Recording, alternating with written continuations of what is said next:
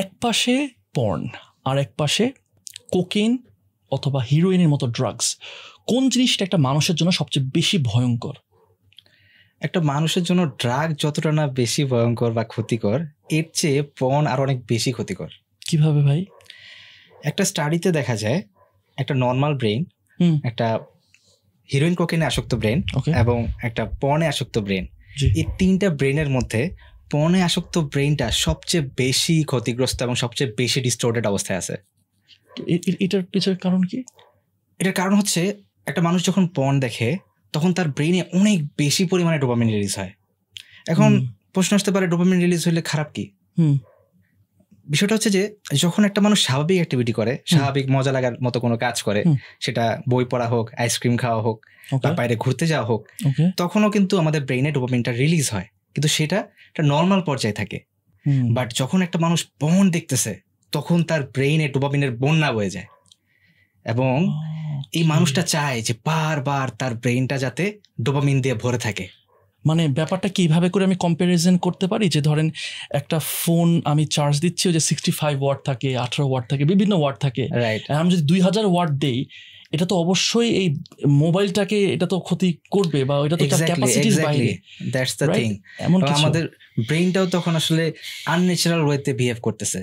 আচ্ছা, কারণ সেই তখন যখনই ব্রেইনের মধ্যে ডোপামিনের ঘাটতি দেখা দেয়, যখনই একটু ডিপ্রেশন হচ্ছে, যখনই একটু মনটা খারাপ হচ্ছে, তখনই তার পর্নের দিকে চলে যেতে ইচ্ছা করতেছে, কারণ এটার মধ্যেই একটা প্যাটার্ন ক্রিয়েট হয়ে গেছে। সো আপনি একটা বলতেছিলেন যে ডিস্টর্ট করে ফেলে বা সাধারণ চিন্তাকে ভেঙে ফেলে, বা যে প্রিফ্রন্টাল বা কর্টেক্স বলে মনে হয় না, জি, এটাকে মনে হয় ফ্রন্টাল লোব।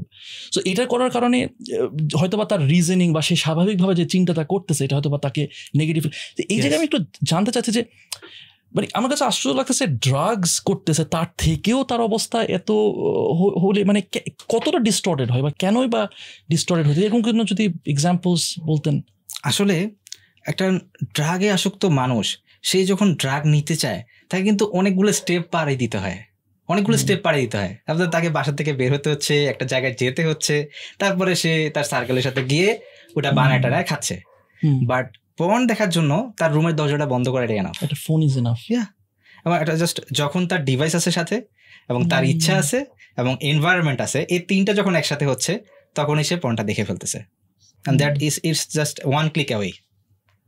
সো এই জন্য এটা মানে এটা এক্সেস করাটা অনেক ইজি, এটার কারণে এটাতে অ্যাডিকশনটাও বেশি হয়। আরেকটা কারণ আছে, সেটা হচ্ছে যে মানুষের যে বেসিক ইনস্টিংক্ট, প্রত্যেকটা মানুষেরই তো যৌনাকাঙ্ক্ষা আছে, এটা একটা বেসিক বিষয়, ছেলে মেয়ে।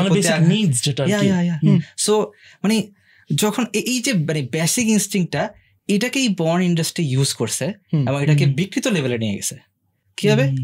যেটা হচ্ছে যে পর্নে যেটা দেখা যায় যেখানে অনেক ক্যাটাগরি, এবং ক্যাটাগরি বানাইতে বানাইতে এমন অবস্থা হয়েছে যে এমন সব ক্যাটাগরি ওরা বানাইছে যেটা আসলে মানে মানবিকতার মধ্যে পড়ে না, সব অমানবিক সব কাজ হচ্ছে, মানুষকে বেঁধে পিটাচ্ছে, হ্যাঁ, মানুষকে মানে খুবই খারাপ অবস্থা, মানে অনেকে তো দম বন্ধ হয়ে যাওয়ার মতো অবস্থা হয়, তাদেরকে ড্রাগ দিয়ে ঘন্টার পর ঘন্টা এই পর্ন ভিডিও করতে বাধ্য করা হচ্ছে। মানে ব্যাপারটা এরকম, আমি যদি বলি যে কেউ যখন পর্ন দেখতেছে তখন এক ধরনের ডোপামিন রিলিজ হচ্ছে, এক ধরনের রাশ রিলিজ হচ্ছে, মজা লাগছে, কিন্তু সেই সেম লেভেল অফ রাশ আনতে হলে তাকে যেই এক্সপোজারটা মানে যেই টাইপের দেখতেছে ওই সেম লেভেলটা হয়তো তাকে আরো জঘন্যতম যখন হয়তোবা দেখা যায় এনিম্যাল অথবা এই ওই মানে সহজ কথা হচ্ছে ড্রাগের যেমন ডোজ বাড়ায়, এখানেও ডোজ বাড়তে থাকে, পর্নের মানে আরো জঘন্য দিকে যেতে থাকে। এখানে আরো একটা মানে জঘন্যতম বা এটা কষ্টকর যে জিনিসটা, যেমন কেউ যে পর্ন অ্যাডিক্টেড